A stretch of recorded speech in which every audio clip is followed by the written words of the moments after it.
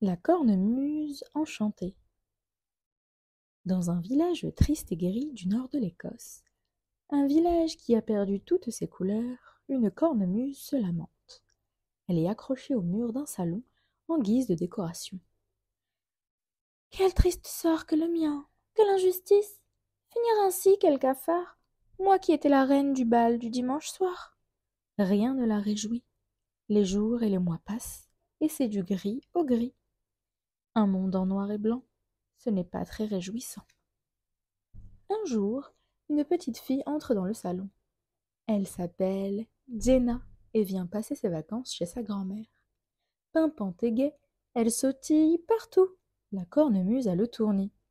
Jenna la fixe, intriguée. En voilà un drôle de sac avec ses tuyaux, ses trucs, ses trics et ses trocs. T'es qui, toi? Tu sers à quoi? T'es un pot de fleurs?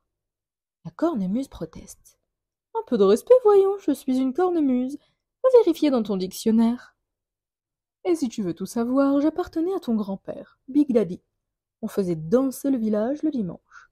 Ça a énervé le maire, monsieur Pas de Trognon. Il a interdit le bal.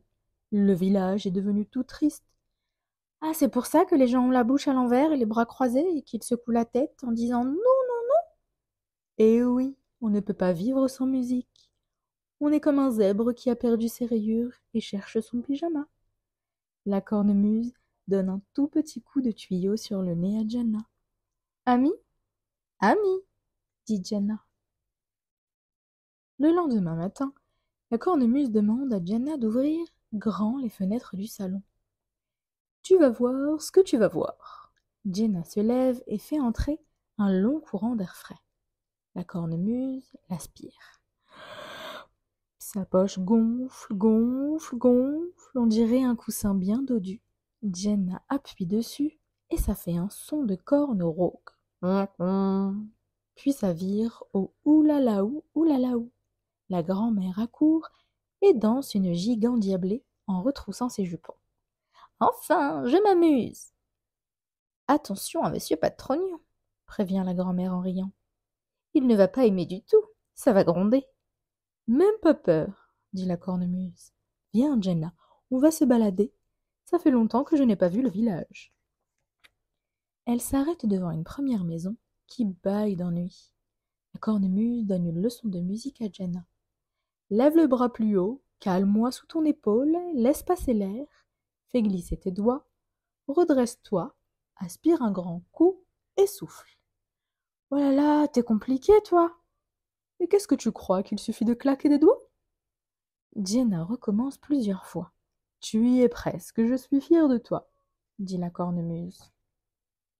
Bientôt la musique retentit.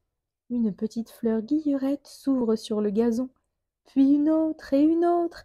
L'herbe reverdit. Un oiseau perché sur une branche ouvre un large bec et siffle un do mi fa sol.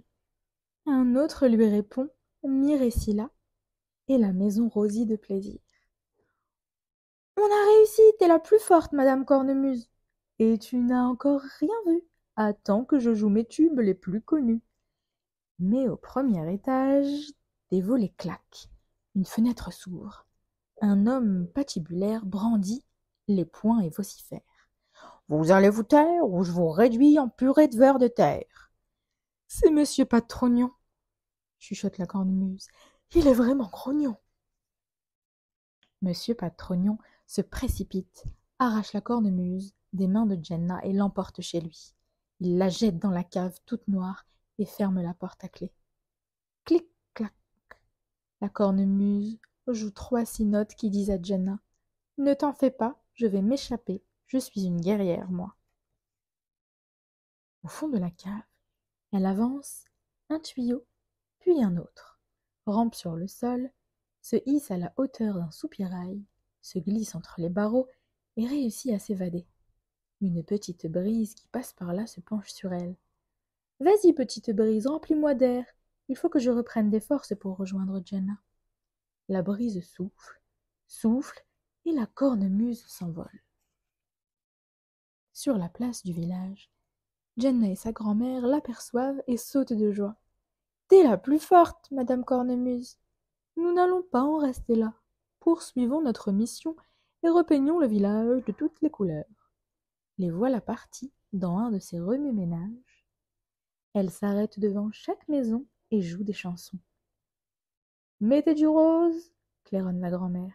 Mettez du jaune sur vos plafonds et du vert sur le gazon. Du bleu dans la piscine, dit Jenna. Du rouge sur les petits poissons. Des arcs-en-ciel sur vos chemises et vos pantalons, crie la cornemuse. C'est la fête! Le village s'interroge. Qu'est-ce que c'est que ça?